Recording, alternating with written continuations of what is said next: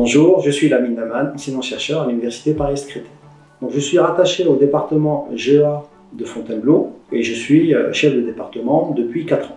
Donc, le département GEA prépare les étudiants jusqu'à la rentrée de septembre 2020 à un DUT, gestion des entreprises et des administrations. À partir de la rentrée de septembre 2021, ce DUT va se transformer en BUT, bachelor universitaire de technologie, qui est un diplôme qui prépare sur 3 ans donc, les étudiants dans un parcours gestion toujours des entreprises et des administrations, mais en offrant plus de visibilité sur 3 ans de formation, avec bien entendu toujours la possibilité d'être diplômé au bout de 2 ans, donc sortir avec un DUT qui sera remanié. Et les étudiants, au terme des 2 ans, donc, pourront aller intégrer des écoles de commerce ou bien s'insérer professionnellement ou intégrer des CIAO ou toute autre formation. Dans le département GEA, j'enseigne la gestion financière de façon générale et plus particulièrement donc, le choix d'investissement, le diagnostic financier et la gestion de trésor. Bonjour, je m'appelle Coralie Durand, je suis étudiante en 2e année de DUT GEA en option Management des organisations.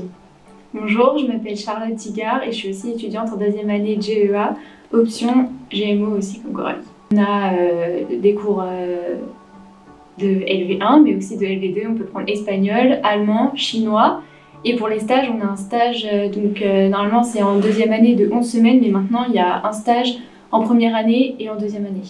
La formation s'organise en cours magistraux et en TD, ce qui nous permet de développer en TD des projets de groupe qui sont très professionnalisants. Et la découverte d'un panel large de matières nous permet d'apprendre à connaître tous les aspects dans la gestion d'entreprise. Dans le cadre du DUT, jusqu'à maintenant, les étudiants devaient faire un stage de 10 semaines. Puisque à partir de la rentrée de septembre 2021, nous passons sur le BUT, il est prévu d'effectuer entre 22 et 26 semaines de stage et qui sont échelonnés sur les 3 années du BUT. L'expérience internationale des étudiants dans le cadre de leur DUT ou de leur BUT peut se traduire de différentes façons. Ça peut correspondre éventuellement à un stage qui est effectué à l'étranger. Ça peut correspondre aussi à un semestre. Jusqu'à maintenant, dans le cadre du DUT, les étudiants pouvaient partir au semestre 3, au semestre 4 ou sur l'intégralité de la 2e année, donc au cours du semestre 3 et 4, et pouvaient effectuer leur stage à l'étranger.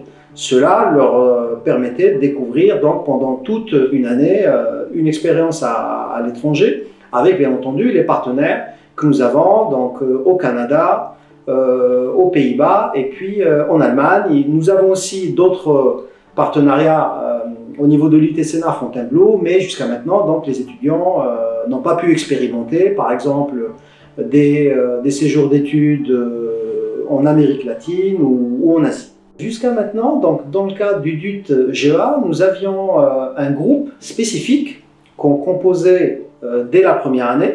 C'était un de nos 4 groupes de formation initiale.